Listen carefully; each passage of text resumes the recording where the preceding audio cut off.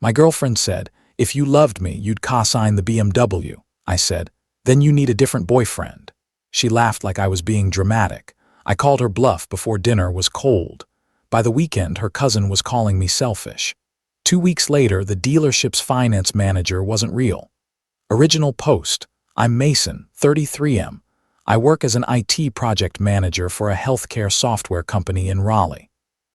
My girlfriend, Tiana, is 29 and works in social media marketing for a boutique fitness brand.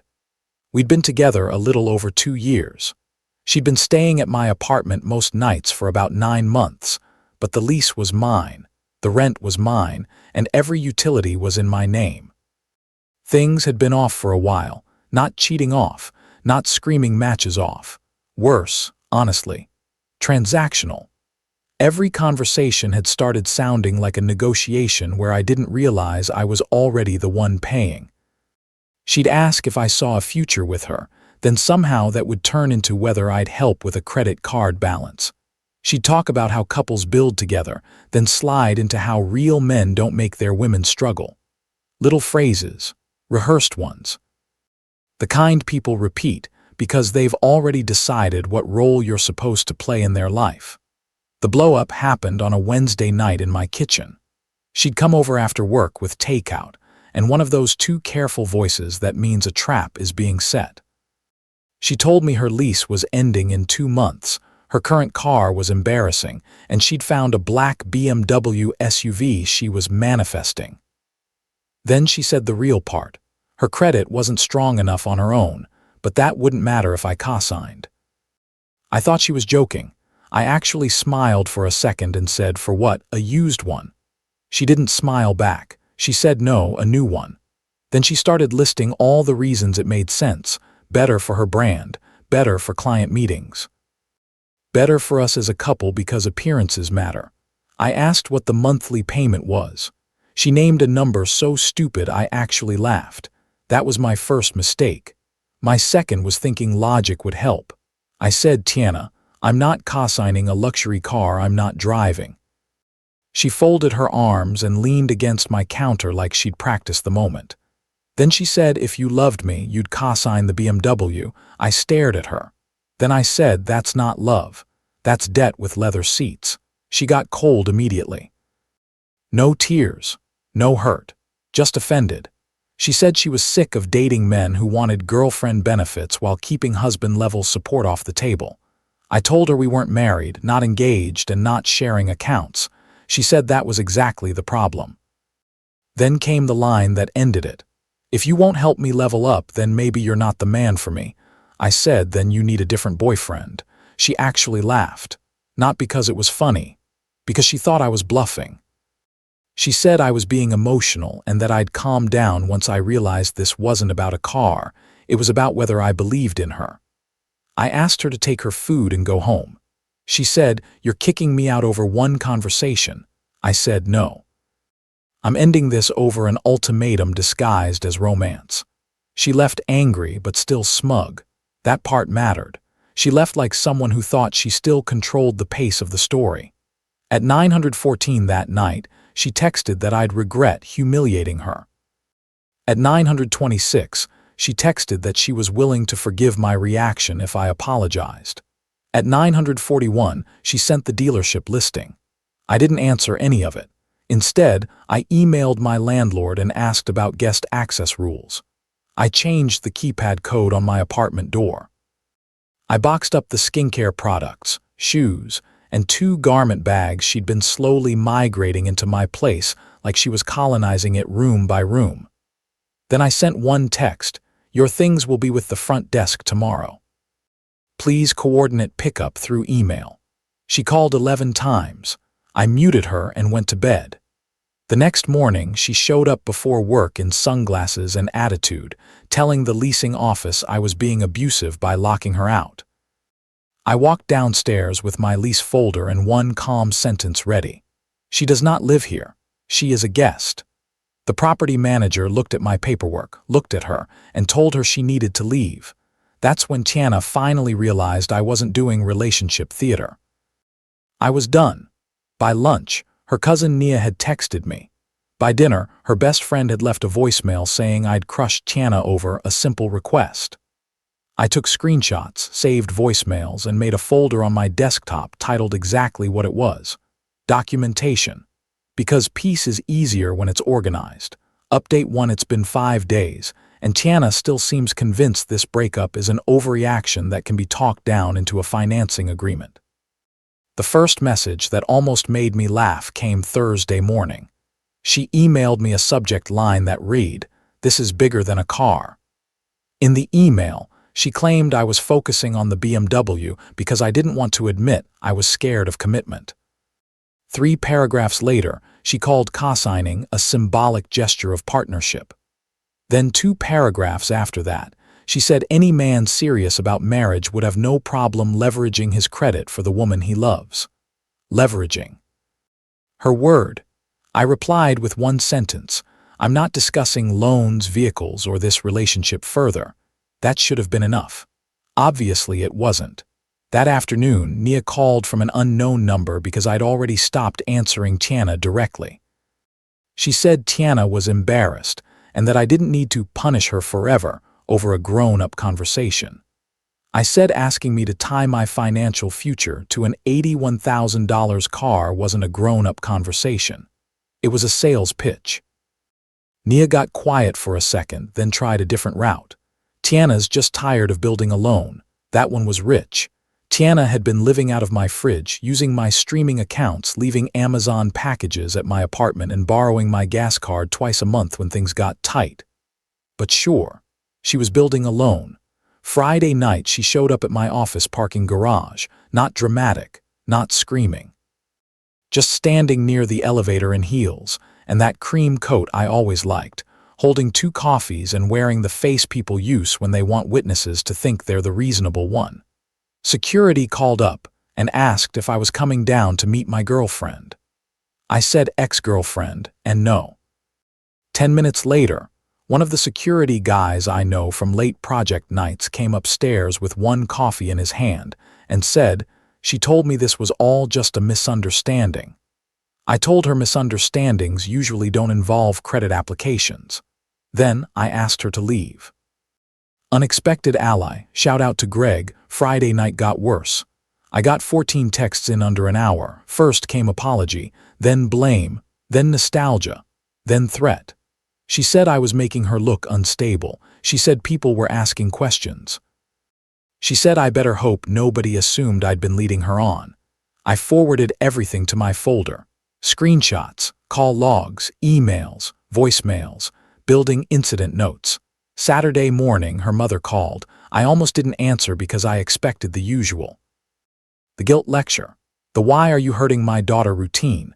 Instead, she asked me something very simple. Did Tiana really ask you to cosign a BMW, and did she make your relationship conditional on it? I said yes. There was a pause so long I checked the screen to make sure we were still connected. Then she said, I told her not to bring that foolishness to you. That was the first real relief I felt, not because I needed permission to stand my ground. I didn't. But because it meant somebody else heard how absurd this was and recognized it immediately. Her mother told me Tiana had been telling family I broke up with her because I was intimidated by ambitious women. I actually smiled at that one. I said I work with female executives every week. I'm not intimidated by ambition. I'm allergic to entitlement. Her mom laughed, quietly. Tired laugh. Then she said, for what it's worth, I think you just saved yourself a lot of grief. Tiana found out her mother called me. That did not improve her mood. Update 2: It's been a little over 3 weeks, and the situation has officially crossed over from manipulative to dumb. First, I got an email from someone claiming to be the finance manager at the dealership.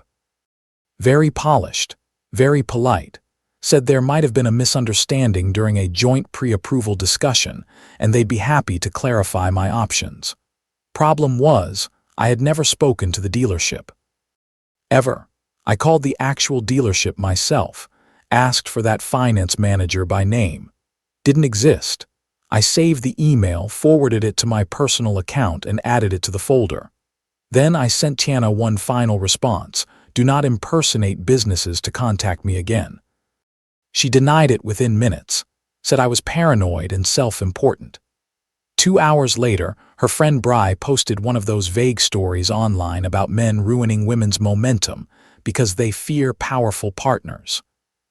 A mutual friend sent it to me with the caption, "She's definitely spiraling." Then came the payment request. Tiana sent me a Venmo request for $42.80 labeled reimbursement for emotional stress, wardrobe storage, and career disruption. Career disruption. Like I'd shut down Wall Street instead of refusing to cosign a luxury car. I declined it with no note. That weekend, she came to my apartment complex just after 10 p.m. thinking I'd still be out. The doorbell camera caught her trying the old code twice, then standing there in the hallway typing on her phone with that angry little shoulder hunch she gets when nobody's cooperating. She left a gift bag outside my door. Inside was a keychain from our first trip together and a handwritten note about how I was throwing away a future over pride. I only read it because my friend Aaron, who's a paralegal, told me to preserve everything. Monday, I paid him to send a formal cease and desist letter on his firm's letterhead. Cost me $325, best money I've spent all year. That same week, Tiana escalated again by contacting my sister on LinkedIn. Not Facebook, not Instagram, LinkedIn. She messaged her saying she was worried about my mental state because I was making impulsive financial accusations and isolating myself.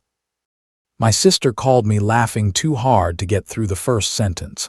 Then she sent me screenshots. Another folder entry. Then Tiana showed up where I least expected her. My gym. I go early around 6 a.m. same time most weekdays. She knew that. I'd told her months ago. She was standing by the front desk in matching workout gear she'd never worn before in her life, pretending she'd just signed up.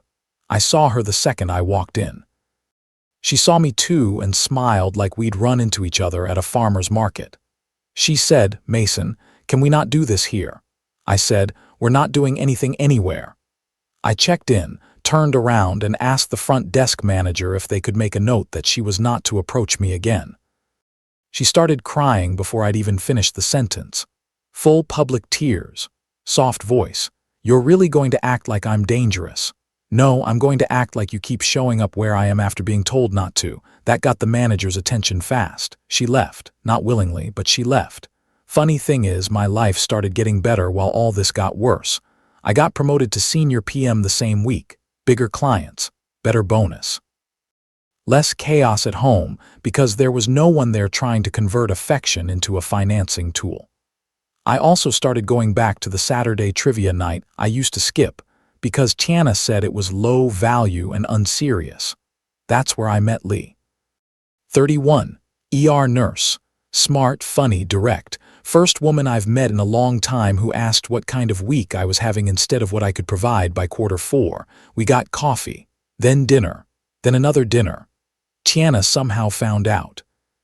Maybe through mutuals, maybe through surveillance powered entirely by wounded ego. Last Thursday, she sent one more email calling me heartless for moving on publicly before her pain had even settled. Aaron replied from his office email this time. Further contact will be treated accordingly. That seems to have landed. For now, final update, it's been a little over 2 months. The legal part ended exactly how Aaron said it would, loud first, then embarrassing for her, then over. The cease and desist did what it was supposed to do. Once she realized I wasn't going to respond emotionally, privately, or at all, the whole thing lost oxygen. No more fake dealership emails.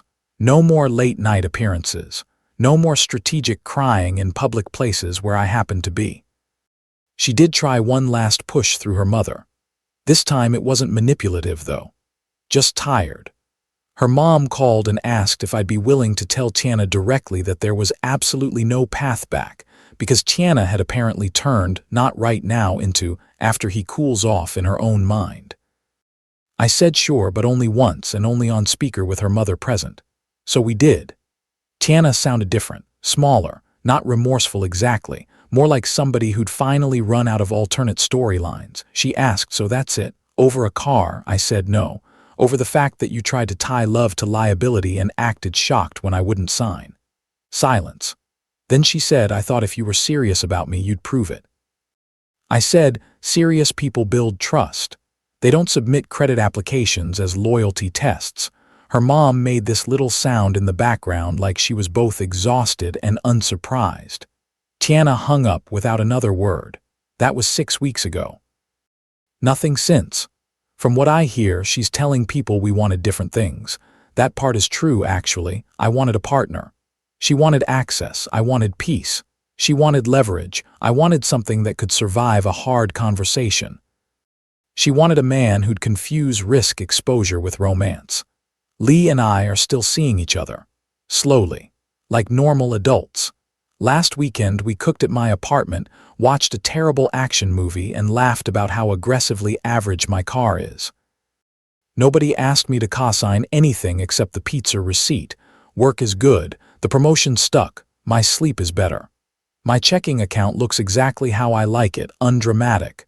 My apartment feels like mine again. Clean counters, quiet evenings. No designer mood boards for a future I'm supposed to fund. And here's the lesson if anybody needs one. The most dangerous ultimatums are the ones dressed up like devotion. Tiana kept calling it support, belief, partnership. But support doesn't demand financial hostage-taking. Belief doesn't come with APRA. Partnership doesn't start with one person volunteering the other for the bill. What she wanted wasn't proof of love. It was proof she could make me risk something major and still call it caring. That's not intimacy. That's leverage with a luxury badge on the hood. The reason I ended it fast is simple. If someone is comfortable tying your value to what they can get your signature on, the problem isn't the purchase. It's the mindset. The BMW was just the invoice. The warning was free. I listened the first time. If you've ever had someone confuse love with access, tell me in the comments. And if you think Mason made the right call, like and subscribe for more stories like this.